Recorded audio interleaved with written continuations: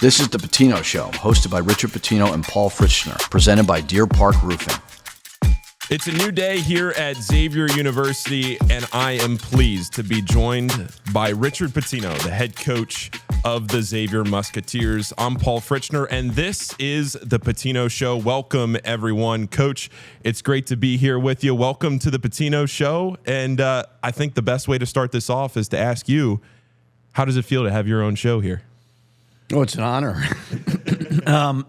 Yeah, I mean, it's been a crazy 3 months. Obviously the first thing you're trying to do is put together a staff and a team. You can't do a show without a team and all those things. But we feel as if the train is kind of back on the tracks a little bit, and now we can do some fun things like this. But I had stumbled upon last year, just up late at night, I think, Coach Miller's podcast or whatever you guys called it there, and it was amazing. So it's pretty cool to be a part of this moving forward. Yeah, this is an opportunity for the fans to get to know the program. So many new pieces to the program, the coaching staff, players, everybody around this team now. And what fans can expect from this, obviously watching and listening to this right now, you can subscribe wherever you're listening in audio form on all major podcast platforms. Make sure you subscribe on YouTube, follow us on our social media handles. You can expect this in weekly content, but as we've always said, Coach's main priority is to coach the team. So as we get closer towards the season, we get into the season, bear with us on the scheduling, but the aim is to have a piece of content for you every week. And Coach, this first episode, what I want to do here is take the opportunity to get to know you, to get to know what you mean to this program and your life in basketball. And you've certainly had a long storied history in this, even just being in your young 40s. And to go back to the beginning here of where you were as a coach upcoming and being a manager, right? You've taken all of the steps to get here now to this point, and living your life through a family that has such a storied basketball history. Take us back to the very beginning, and maybe for fans that don't know anything about you, what your very first memory of a basketball is. Yeah, it's pretty funny and surprising that I would get into coaching, because I think my first real memory was Christian Laettner hitting that shot. I was at the game, and that was 1992, so I was 10 years old. And, I remember the Kentucky days. I don't really remember the Providence College, going to the Final Four days, anything like that. But was born in Boston. My dad was the head coach of BU. Obviously don't remember much of that. He then moved to New Jersey to be the assistant coach of the Knicks, then was the head coach of Providence, then goes back to the Knicks. I remember a little bit of the head coach of the Knicks days, but really remember the Kentucky days. And for one, they didn't lose a lot of games, so that was like, it wasn't reality. And I loved Kentucky, but that's a lot. Fans are amazing, but that can kind of overwhelm you a little bit. So towards the end of the Kentucky era for my dad, he had brought up going to Boston to be the Celtics coach. Not saying I got a vote, because, I'm in high school. I was a freshman in high school at Lexington Catholic, but I was excited about it. I wanted to get out of that environment and just experience something else. So went to Boston. He was the head coach of the Celtics at the time. I repeated my freshman year at St. Sebastian's just to start fresh. And, it was great. Now, the basketball side of it was pretty hard for my dad, but for me personally, so much, I think personality-wise, shaped me in Boston. I like to laugh. Boston is a funny town. You better be able to laugh at yourself in that city. But did that, played, 3 years of varsity. I thought I could have probably gone on and played D2, but I made the decision to just go to Providence College. At the time, my family was in Boston. Providence is over an hour away, but I didn't want to go too close, but I wanted to be close enough to where maybe you can go to a Celtic game on a weekend or whatever. And when I decided to go to Providence, he decided to leave. But it was all good. It was good for me to kind of get away from my family and do my own thing. But at that time, I had been working a bunch of high school camps over the summer, more to make a little cash, have a little fun, meet some people, but wasn't positive I wanted to be a coach. Met a guy by the name of Mike Hart who's kind of a legendary character in New England. And he was a high school coach at St. Andrews. He offered me an assistant coaching spot. Did that for 2 years while I was at Providence College. Really liked it. Knew Coach Tim Welsh at the time, and he said, hey, well, why don't you come be like a student assistant, manager, film, all those things your junior, senior year to kind of start it if this is what you really want to do. And, it took off from there, and had 2 great years there. Went to the tournament. Didn't have a whole lot to do with me, but Ryan Gomes was a terrific player. We were a good team. And then from there, graduated college at Providence, started my career. And College of Charleston for a couple months as the ops person, then got a full-time spot at Northeastern. We were really good. We had J.J. Barea, who went on, to win a world championship with Dallas. We all left. Our coach got the job at Duquesne. Then 2 years Louisville, 2 years Florida, 1 year Louisville, then went on to become a head coach. Yeah, so if you think back to your time at Florida, you have coached in this building before. It was on New Year's Eve in 2010. Florida wins 71-67. I was 14 years old. I was at that game. That was a statement win at the time. Those were 2 really good teams, Florida and Xavier at the time. That was a home-and-home series. What do you remember about that game playing here at the Cintas Center? Dante Jackson, now on your staff, was on that Xavier team. Small world, it all comes back together. But what do you remember about coaching on that staff in this building? Yeah, it was obviously the environment was amazing. And when I walked in here, when I took the job and I was looking around, that's all I could think of was that Florida game, because I had never been in here before. And then to take a Florida team and come on the road and get a huge win like that was great for us. But I also knew it was going to be really, really hard, because the fan base is so good. I got really, really spoiled 4 years at New Mexico. We had an elite fan base. I was not going to leave unless I had that experience. That's a drug. That's addicting. That impacts the program. You didn't have to motivate at the pit. You have to motivate in different ways, but you knew your guys are going to be ready because of playing in front of fans. And it's the same thing with the Cintas Center. Like, our guys are going to be motivated playing in it. And we knew to come into this building and to beat a Xavier team in front of a sold-out crowd, like, we were going to have to be at our best. And we were that night. It was a close game, I remember. But, the Cintas Center, it's got a brand. I think in recruiting, and I know times have changed, but you got to have something that people identify with. And obviously Xavier being a basketball school and to have an elite fan base like this that I experienced on the other side of it was a huge factor in making this decision. Yeah, and you talk about your time at New Mexico, and I was joking with you the other day that you think these Big East triple header, the FS1 triple headers, right, where you could watch a Big East game at 6:30, Big East game at 8:45, then you'd have the Mountain West game on late at night. And I would stay up, watch these New Mexico games the last few years, and the impression that the pit leaves on you, even from TV, I've never been there, but the impression that it leaves on you from TV, it has to be an incredible scene to coach in. So for you to leave that to come to an experience like this, come East, and have your family be able to watch these games now too, right? Yeah, we were talking about that. It's funny, I had a family text chain, and obviously we had a great year. We went 17-3 in a really good Mountain West. St. John's had a really good year as well, and St. John's would play before us a lot, whether it was on Fox Sports or whatever, and you'd get 100 texts going on. You're careful to text in our family chats because you could blow a lead and lose, and all of a sudden you're going back on the bus and you're looking at these stupid texts and you get all pissed at family members.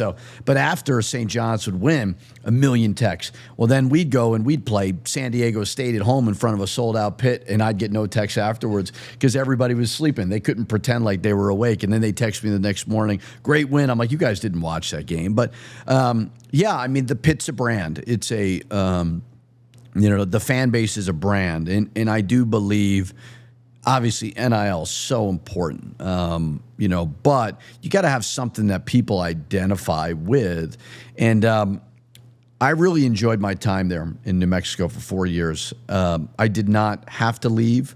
I wasn't necessarily looking to leave, but I just thought maybe because of just the 4-year run that we had, every year got a little bit better.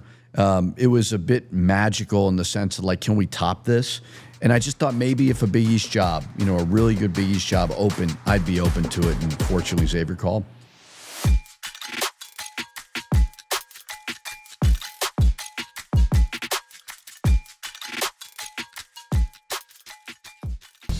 Deer Park Roofing has been providing elite service for homes and businesses since 1996 and leads the industry in professionalism, quality, and responsiveness. So whether your needs are residential or commercial, Deer Park can handle any job and ensure it's done right. Deer Park's motto is, protect what's important. And what's important to you is important to Deer Park Roofing. Visit deerparkroofing.com today. deerparkroofing.com.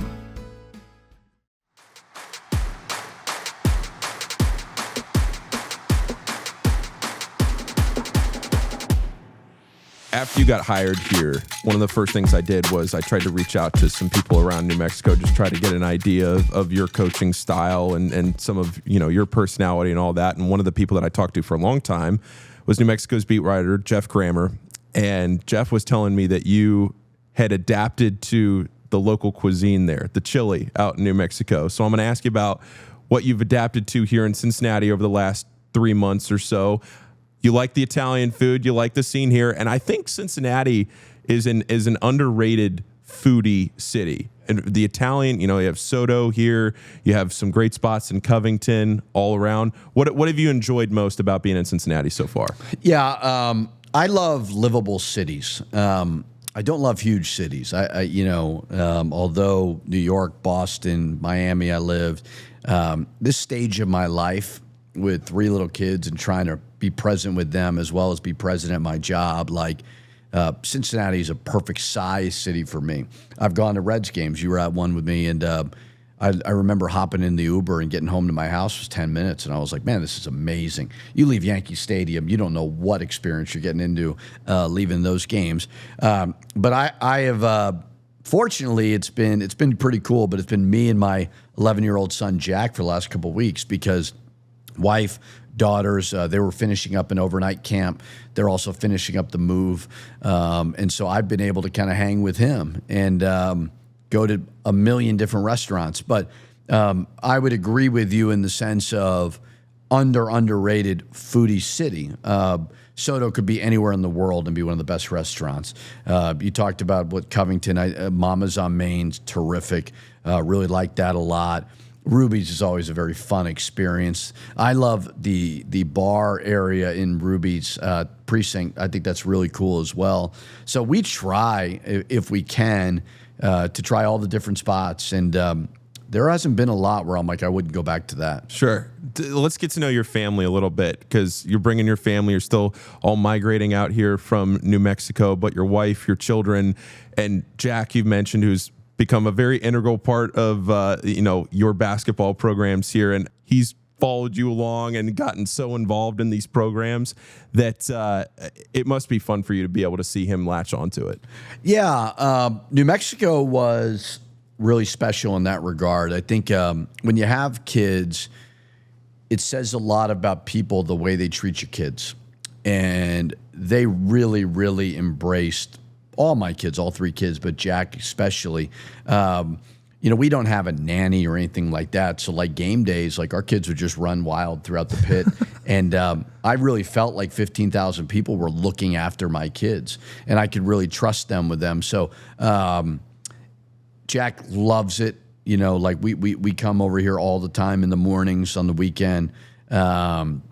It's just fun to watch them grow up around it. It's a little bit heartbreaking when you lose some of these games and they're so devastated. But he's starting to get into the recruiting piece, watching kids on YouTube and this and that. So that's pretty cool. And that's kind of how I grew up. We had more boys in my family than I have in mine, but I was always around it. The Kentucky days, you would legitimately go. I went to Christ the King. You'd walk over to Memorial Coliseum to watch practice, and we'd be on the side basket shooting around, and right as a whistle was blown, you'd be diving on the ball so it didn't bounce because my dad would yell at us. I mean, we were always around it, and that's the way I want my kids to be. I want them to be a part of it. So, one of the cool things about Xavier was you could live close to here, and I've never lived close to my jobs, and when I saw kind of the area around, I said, you know what, I'm going to live close so that my family can get here as much as they possibly can. Jack getting into basketball? I mean, is that his favorite sport to play right now? Yeah. Oh, he loves it. He lives and dies with it, and he's got to grow a little bit. He's not real tall, but it was he's starting to figure out AAU things and all that, and diving in locally. But yeah, he loves it. Oldest daughter Ava is more of a volleyball player, and then youngest daughter Zoe, she'll do whatever. Okay. So they're all making their way out, like we said, here from New Mexico. When you have, moved from Minnesota to New Mexico, you've been around and taken your family around to these different places. How cool has it been for them to, experience different parts of the country and to see these different cultures, for your kids raising a family to be able to see and experience all these different things? Yeah, you have to embrace it. I think this is part of the profession. Like, you don't know where you're going to live. And, normally there's only going to be one or two basketball situations for you locally, where if you're a commercial real estate person, you could work for a couple different companies locally or whatever. So if I change jobs, I'm going to move. That's the reality of it. And you have to embrace it. I mean, basketball has taken me to so many cool, unique places. Just as a head coach, Miami to Minnesota to Albuquerque. You're seeing three parts of the country. And can it be difficult at times? Yeah, it can be emotional. It could be, there could be some teary nights. I remember moving from Minnesota to Albuquerque was really, really hard because I'd been there for 8 years. 2 of my kids were born there. Met some true friends outside of coaching. They didn't even go to Gopher games. It was just a different kind of community like that. And was devastated, really was. And there's something about when you get let go and you're told to leave versus choosing to leave as well emotionally. And I thought it would be hard. And there were nights it was hard, but Albuquerque was amazing to us. So, they're all different. And, you just got to embrace that part of it, the cultural part, because a lot of places you go, for the majority of it, the people are from there, they grew up there. It's not that transient. And Albuquerque especially, but it's cool. I mean, it's fun, it's different, it's unique. It is hard with the kids, but you agonize over pulling your kids out of school and their friends. They meet new friends like within a week, and they move on, and that's a great part of it. Yeah, sure. To get into your coaching history here, who would you say is your biggest coaching influence? You mentioned Tim Welsh. You've been a coach on Billy Donovan's staff, and we could go down the list here. Who would you say is your first name that comes to mind? Billy Donovan. As crazy as it sounds, I mean, media and fans are consumed with my dad and me and that whole relationship. Doesn't mean I'm not close with him. We're very, very close, and I love him.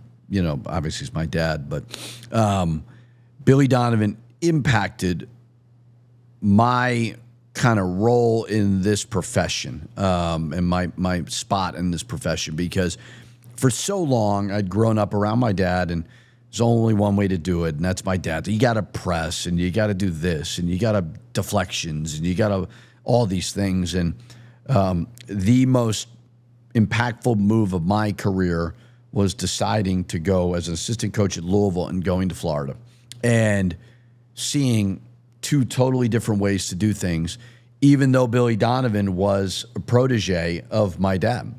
And I think one of the biggest mistakes that anybody does is try to be the guy that they worked for. Now, you could take a lot of the things that they do, but at the end of the day, you got to be yourself, and you got to be comfortable with what you're doing.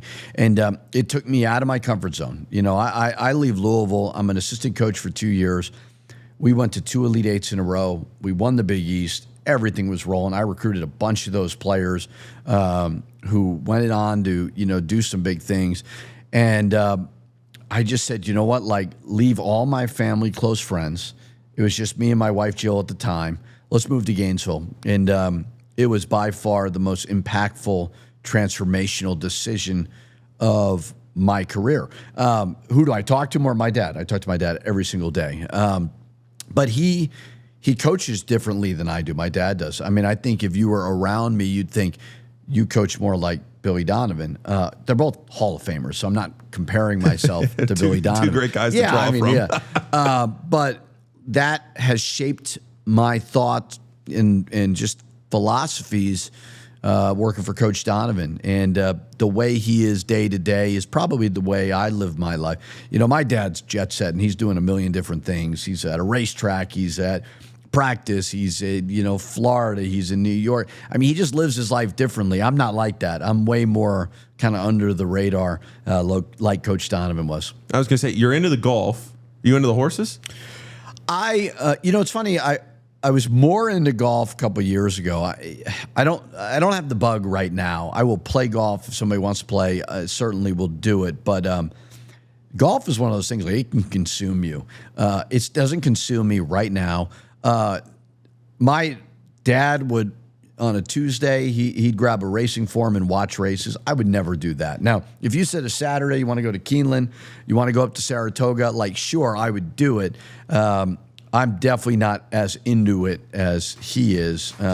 Still like it. I like them both, but not real passionate about either one.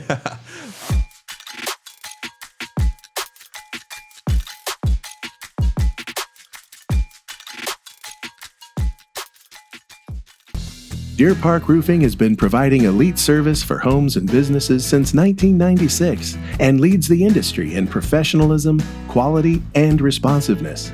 So whether your needs are residential or commercial, Deer Park can handle any job and ensure it's done right. Deer Park's motto is, protect what's important. And what's important to you is important to Deer Park Roofing. Visit deerparkroofing.com today. deerparkroofing.com.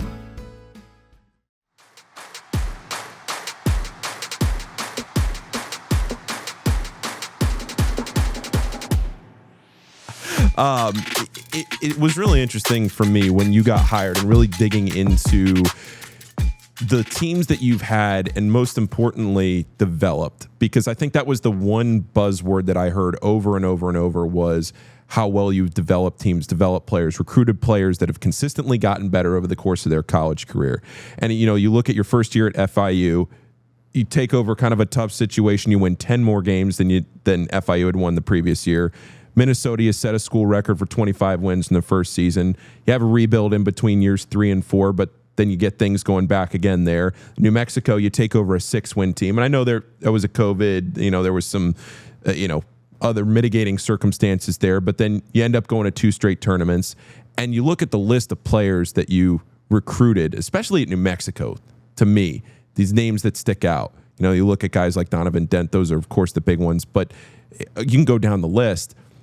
What is it that you can sit down at whether it's an AAU event or go through the portal, whatever, and you can just be able to pick things up so quickly? Well, I can't. So, I wish I could take the credit for it, but some of it is luck. But, I think the biggest thing that you do is try to find fit. We had some really good, the profession changed 4 or 5 years ago. Totally different. And I think that's maybe what's attractive about what we've done is we've been really, really good in the NIL/portal world. We've had elite players come out of our program. JT Toppin was the #1 player coming out of our program to go into the portal. He's now making a lot of money at Texas Tech. Good for him. Donovan Dent was the #1 guard coming out of the portal from us. He's now doing really, really well at UCLA. Great for him. So, to say that I've figured it all out, I don't know if I've done that. JT was different. JT was with us for 1 year, gone. He did not get a lot of offers coming out. It was like us in Tulsa. And he's in an area in Dallas where that's highly, highly recruited. I just liked his touch, his feel around the rim, his size, his skill, his versatility. Donovan Dent was a guy, didn't shoot a lot in AAU games, but was passed on, ironically, by the UCLAs and the USCs of the world. But it came down to us, Wyoming and Boise. And we just really liked just his feel around the rim, ability to pass the ball. So, I don't know if I have, if I've got it figured out. I think evaluation is way more important than recruiting now. And especially from a transfer portal standpoint. And you're going to take a lot of transfers. That's just the reality of it. You got to do as much homework as you possibly can. Billy Donovan really taught me that. You got to ask a lot of questions. You got to ask the right questions. You got to ask hard-hitting questions. You don't need to ask the kid about what team he's playing 2K with. Like, that's great. You need to really figure out, does he love the game of basketball? And, you said you've gotten players better. Yeah, I think we've gotten players better. I don't think it's our drills that are getting players better. It's identifying with players that will improve as time goes on. I think we've done a pretty good job of that. Yeah, I think that goes without saying. That you look at these teams consistently, that now New Mexico, you win the Mountain West tournament, you win the Mountain West regular season. And it's fun watching your teams play, because for Xavier fans that have watched, especially the same defensive style for the last couple of decades, they played the pack line defense for so long, and your defensive style is much different than that. The way that, ball pressure, funneling guys to the rim, shot blockers, stuff like that. It's a much different defensive style. Offensive style might be more similar, the speed, run and gun type offensive style. But talk about your defensive style and what Xavier fans can expect to see. Yeah, I would say people, again, are consumed with comparing me to my dad. I would say the defensive side of it is pretty similar. We want to disrupt. We want to bother the ball. We don't want to allow you to walk the ball up the court and look over at the coach and run a play comfortably. You're constantly hearing the words in our program of disrupt the ball, blow up screens, block a shot, get a deflection.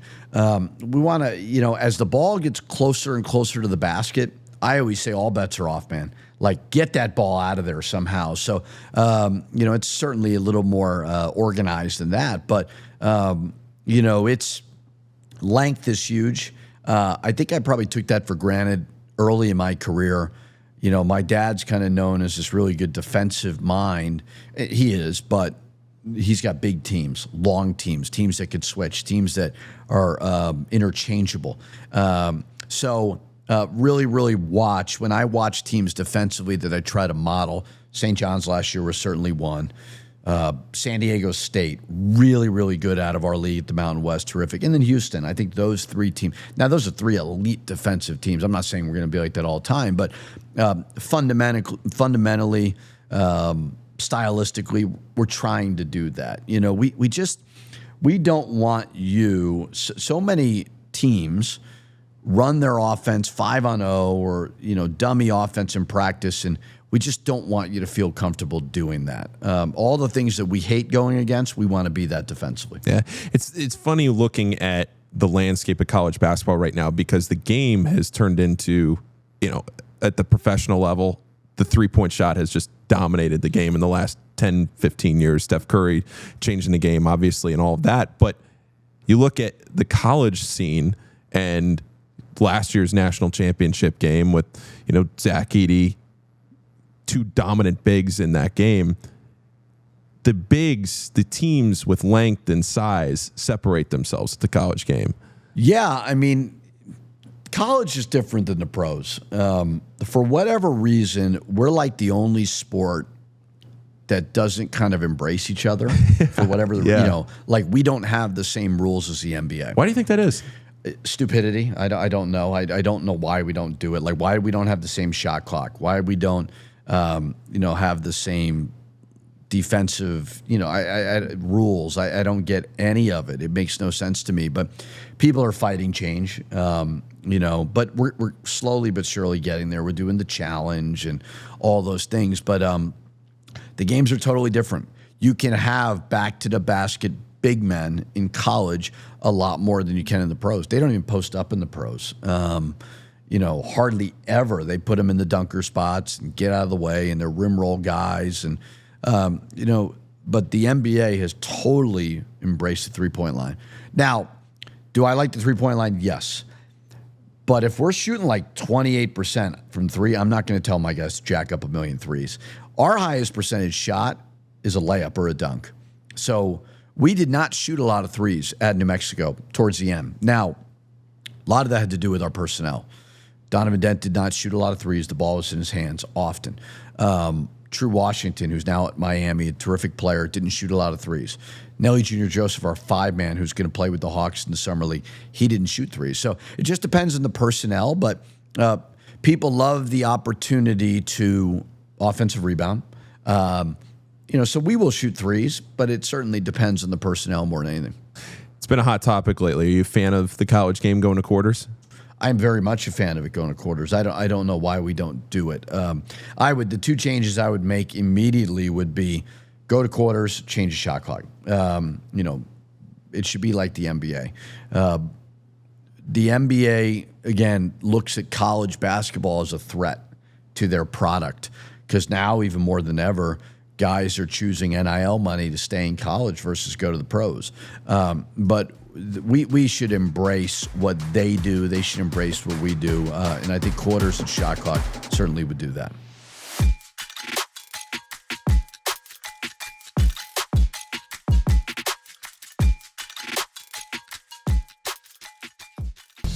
Deer Park Roofing has been providing elite service for homes and businesses since 1996 and leads the industry in professionalism, quality, and responsiveness.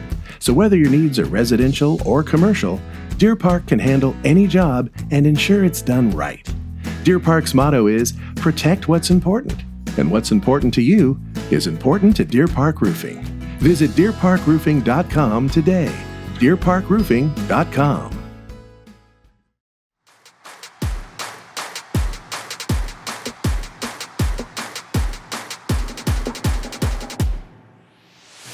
Being here at Xavier now, being in the Big East, coming back here, we've talked already about your family and how excited you are for them and to embrace, being able to watch your games and being able to be around all of those things, being closer to your family over here. But what excites you about being in the Big East, being back in the Big East? Yeah, the landscape has changed. Football is driving the bus everywhere, and they're legitimately impacting decisions for universities. Who would have thought that Texas and Oklahoma would be in the SEC? Nobody would ever dreamed of that.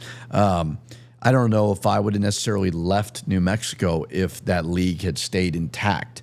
I was really worried about where New Mexico would be in the new Mountain West. So as I was kind of evaluating everything from football dominating everything, I thought to myself, okay, the Big East could be at a position of strength because of this cap, this $20.5 million that you can pay all sports through rev share. And I thought to myself, well, most places with football are going to pay a football team probably around $15 million. So that's going to leave about $5.5 million. Men's basketball would be next. So you're probably looking at $3.5 million, and then everybody else is going to get the additional $1.5 million or whatever it may be.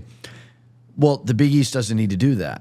And I believe the 11 schools in the Big East, if they're ambitious and if they really want to plant a flag and be one of the best basketball jobs in the country, there's no reason why we can't be that. Every coach kind of has this pecking order of jobs. Why wouldn't the 11 jobs in the Big East be the most desirable jobs? Because you can pay more. I mean, it's the reality of it. Now, the schools have got to commit to it. The boosters have got to be all in on that. But, and then there was the emotional side of being a Northeast guy. I am a New Yorker, New Englander. Personally, I loved living in the Midwest. I loved raising my family in Minnesota. So I thought to myself, I get to coach in Madison Square Garden in the Big East tournament. Like, people do not realize how amazing that is because our profession is so consumed on NCAA tournament and nothing else. Playing and coaching in the Big East tournament is an unforgettable experience. I get to be part of that. I get to raise my family. Who knows how long I'll be here? Nobody knows in coaching, but I get to be in a community in the Midwest with kind of a down south feel because I've been in Louisville, but also be able to go to the Northeast and do all those things. It was just a perfect fit for me. So the Big East is all about basketball. It's all these schools besides UConn are all pretty similar. UConn obviously is a state school, a little bit bigger, but they're these small Catholic schools that love college basketball. In 2 months, and I know you haven't played a game yet in the Big East, but in 2 months, maybe talking to other coaches or whatever it might be, what's something that's surprised you that you've heard about the Big East since, realignment now, the conference has settled in 11 years in now, but what's something that's surprised you here that you've heard? I think it's the uncertainty of the profession for everybody. I don't know if surprised me is the right word, but I think there's a lot of ambitious teams in our league that are trying to go for it. And that's my hope for Xavier. We've got the most tournament wins without going to a Final Four. I believe it's us in Tennessee. And if we go for it, here it can be done. I really believe that. And I know there's so many people that want that. But it's interesting to see just the differences in the athletic departments of how everybody is looking at this new rev share model. And some see it the way I do of like, man, we got a $20.5 billion cap and we don't have to pay football. It all comes down to dollars. That's part of it. It's a business, and everybody always wants more money, right, in every profession. But there's a lot of programs, and hopefully Xavier's the same way, where they really want to take over this thing, and it's going to change the balance of power. I know St. John's, my dad's the coach there, but the investment of St. John's, they've never been like that, and look at the return on the investment. And that's cool to see. You're looking at a lot of different situations that are doing that, and hopefully Xavier can become that as well. All right, to wrap up this first episode of the Pitino Show here, I want to go back to talking about your family, because we talked about your kids, but we haven't talked about your siblings. So you have 3 brothers and a sister, right? Yes. Who is your sibling that you think is most likely to make it to the Cintas Center first?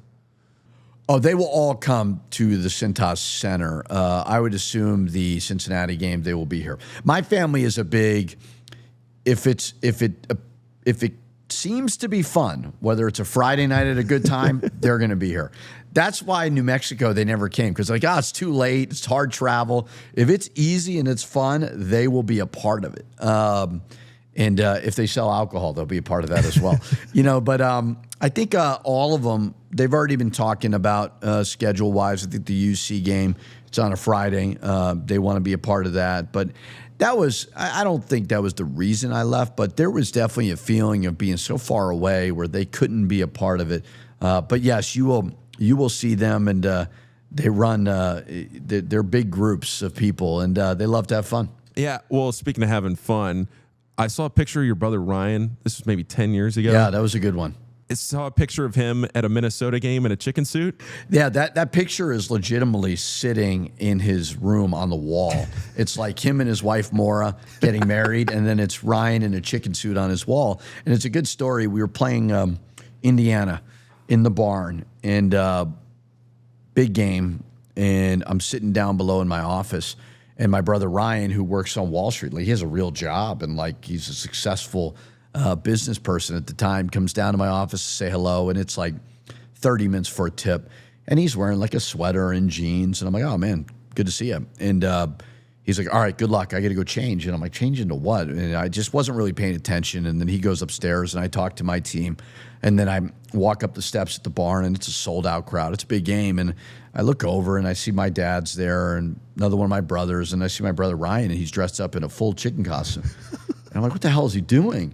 And turns out he had lost a bet, and he agreed that he would dress. Our student section was called the Barnyard, and they would dress in these barn animal things, and he lost a bet. I don't know if it was in golf or whatever, and because he lost, he was going to wear the chicken suit, and he wore it legitimately for the whole game, and he's just sitting there having a drink, watching the game, and it was kind of pre-viral moments. We weren't quite there yet technologically, but it was as viral as it became. And a lot of people didn't put 2 and 2 together because he was sitting next to my dad. And whenever my dad comes to games, all these creative media people always put the camera on. Oh, Father of the Year is here watching his son. And I'm like, he came to his son's game.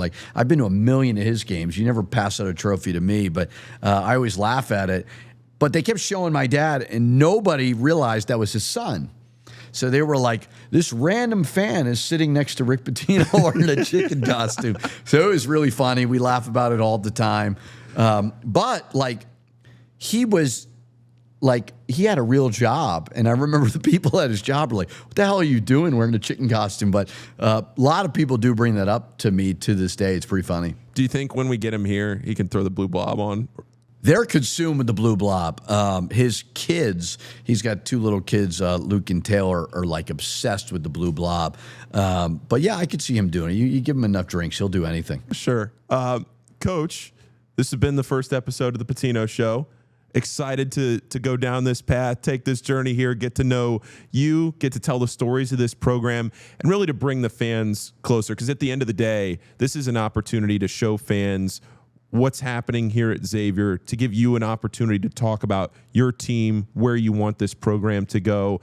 And I think it's a great thing, not even just for Xavier, but for college basketball, to hear from you and to hear about where this is going to be going in the future. And I'm excited to do this with you. Yeah, I mean, the job is to win. I totally understand that. And, that's what I'm going to be judged by. But with that being said, along the way, I want our fans to feel a part of it. And something like this is certainly important. When you have a fan base that cares and they show up, they deserve something like this. They deserve to feel a part of it. And so this is a great opportunity to do that. It's going to be fun to kind of grow this together to go along with the team growing. And it's going to be a fun ride. Absolutely. Well, Coach Pitino, thank you very much. Appreciate it. This has been the first episode of the Pitino Show. We'll talk to you next time here from the Cintas Center.